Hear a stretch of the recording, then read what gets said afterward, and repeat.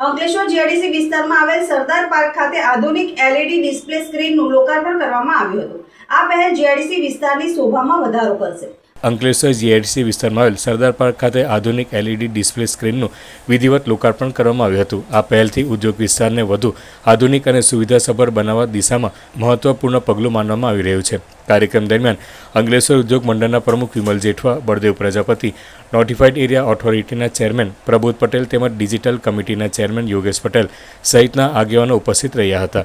આ પ્રસંગે વક્તાઓએ જણાવ્યું હતું કે એલઈડી ડિસ્પ્લે સ્ક્રીન દ્વારા જરૂરી માહિતી, જાહેર સૂચનાઓ તેમજ વિવિધ જાહેરાતો સરળતાથી પહોંચાડવામાં મદદ મળશે।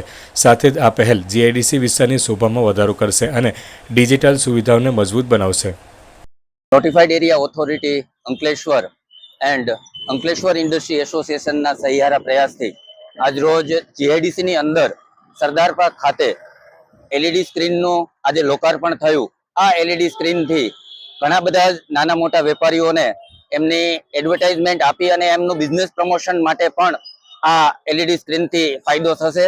તેમ છતાં આગળના ભવિષ્યમાં નોટિફાઈડ એરિયા દ્વારા કોઈ પણ ઇન્સ્ટ્રક્શન, કોઈ પણ સૂચના આપવાની થતી હોય, આ એલઈડી સ્ક્રીનથી નાની મોટી સૂચનાઓ તત્પર ઝડપથી બધા નાગરિકો સુધી પહોંચે એવી સુવિધા આજરોજ અહીંયા અમે ઇન્સ્ટોલ કરી અને ઇનોગ્રેશન કરેલું છે। Thank you.